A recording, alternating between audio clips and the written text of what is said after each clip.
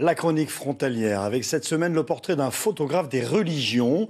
Il vit en Haute-Savoie et quand il ne parcourt pas la planète, il travaille dans le Grand Genève, là où la diversité religieuse est l'une des plus importantes au monde.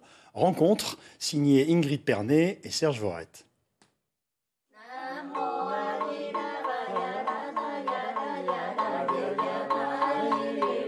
Discrètement, il s'invite dans la cérémonie et les chants couvrent ses clics répétitifs. Le photographe a pour délicate mission de se faire oublier en ce jour de célébration particulière de la communauté vietnamienne. Qu'est-ce qui t'intéresse là, Pascal ? Là, c'est la pureté du geste et un geste de prière qui est assez beau. C'est parce qu'elle pose sa tête contre les Écritures. C'est assez rare finalement. Dans les différentes spiritualités, il n'y a pas beaucoup de scènes comme ça. Et c'est un mouvement qui est très lent, qui est assez beau avec les deux mains en offrande. Mais c'est une image qui n'est pas facile à faire. Pascal Deloche promène son boîtier depuis une vingtaine d'années dans les lieux sacrés, comme ici à Saint-Pierre-en-Faucigny, dans cette pagode bouddhiste aux Savoyardes. Dans un rayon d'une cinquantaine de kilomètres, on peut faire un tour du monde des religions qui est assez exceptionnel et c'est ça qui me passionne. Le paysage religieux et spirituel est riche dans cette zone frontalière. À Genève, plus de 400 communautés sont recensées et toutes les grandes familles religieuses sont représentées du christianisme à l'islam. C'est ce que certains appellent l'esprit de Genève. Pour moi, c'est entre guillemets un très beau terrain de jeu, mais ça montre aussi la diversité des religions et puis la tolérance de permettre à tous ces courants culturels et religieux de vivre ensemble. Donc c'est Genève, mais connue pour le côté interreligieux, mais c'est une réalité, c'est pas que des mots. Excusez-moi, je peux vous demander juste d'éteindre la lumière, là, voir si c'est juste ça, je veux bien garder derrière. Ah, il est beau là. Et quand c'est comme ça autour, c'est les explications. Donc là, j'ai le texte du Coran, et là, c'est l'explication. Exactement. Sur les côtés. Comment ? En une image représenter la fin du Ramadan, par exemple. C'est l'un des défis qu'il s'est donné.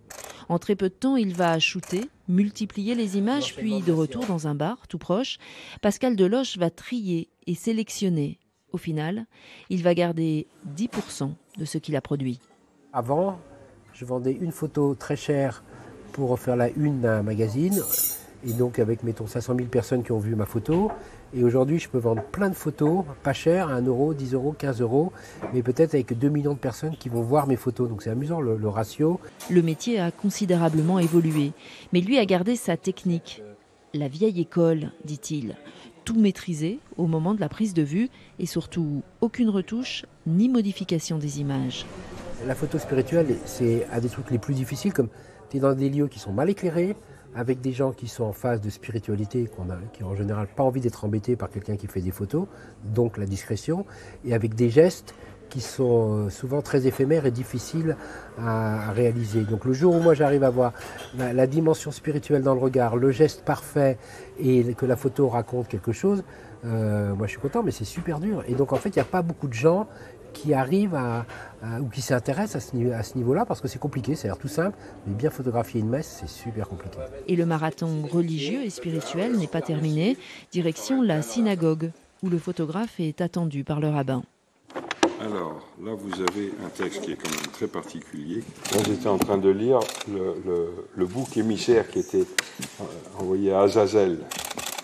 Je viens de faire une photo qui m'intéresse complètement pour ce que je fais, c'est de l'illustration de Kippour, avec une Torah qui est ancienne, avec un yad. Donc voilà, je suis très content.